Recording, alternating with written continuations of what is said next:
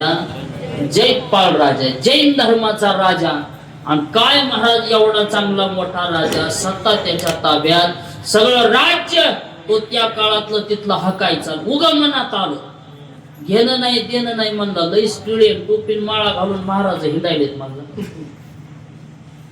आणि घेतले 2-4 महाराज बोलवून केलं. उगा मनात काही घेणं नाही देणं नाही. बरं महाराजाचा आणि ह्याचा काही संबंध होता? ते आपले मधुकरी मागायचे, खायचे, तिकडं झोपायचे, भजन करायचे, काहीच नाही. उगा ह्याला मनात आलं म्हणला महाराजच लई मोठे झाले. एकदा घेतले बोलवून आणि बोलून घेतल्यावर इकडे म्हणला महाराज. त्याला वाटलं 1000-500 रुपये दक्षिणा आपलं त्यासाठीच बोलवलं असं. समोर आणलं महाराज म्हणलं हो. त्याला काय माहिती ह्याला काय म्हणायचं. महाराज एक तर म्हणला इतकंच उभा राहायचं आणि ब्रह्म दाखवायचं. आणि ब्रह्म दाखविलं नाही, येतंय का नाही, हो का नाही सांगा.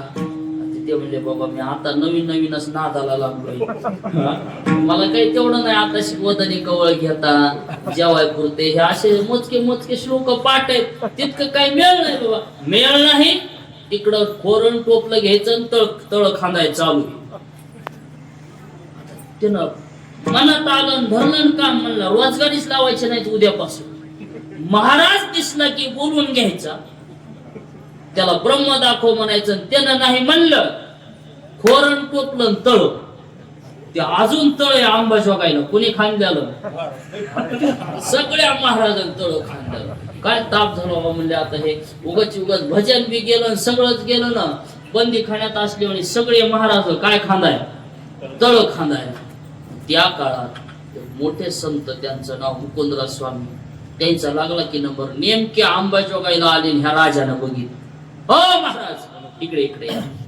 आता काही महाराज बी काय सगळेच थोडे सारखे असते, काही मुरेल महाराज असते. महाराज त्यांच्या नादाला लागायचं मत लागलं हे त्यांच्या नाद.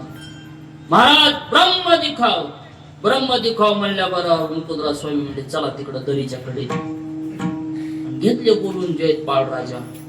ब्रह्म दिसल्या बरोबर जी घोडं पळालं महाराज. राजा गेला, नगरी गेली, राज्य बी गेलं. आणि तो जैतपाल राजा पुन्हा त्याच्या दरीमध्ये तो घोडा पडला, राजा पडला. ब्रह्म दिसलं पण मनाला आल्याने काय गेलं, राज्य गेलं. म्हणून माणसानं उगा मनाच्या तारा करीत जाऊ नये. कशाच्या? मनाच्या. आणि खरं सांगा माणसाला सवय कशाची? मनाची तरकटी करतात का नाही? साऱ्या गावानं ठरवल्यावर एखाद्या माणसानं उगाच मनाची तरकटी करण्यात काय अर्थ आहे का? काहीच अर्थ नाही. घर जसं तसं माणसानं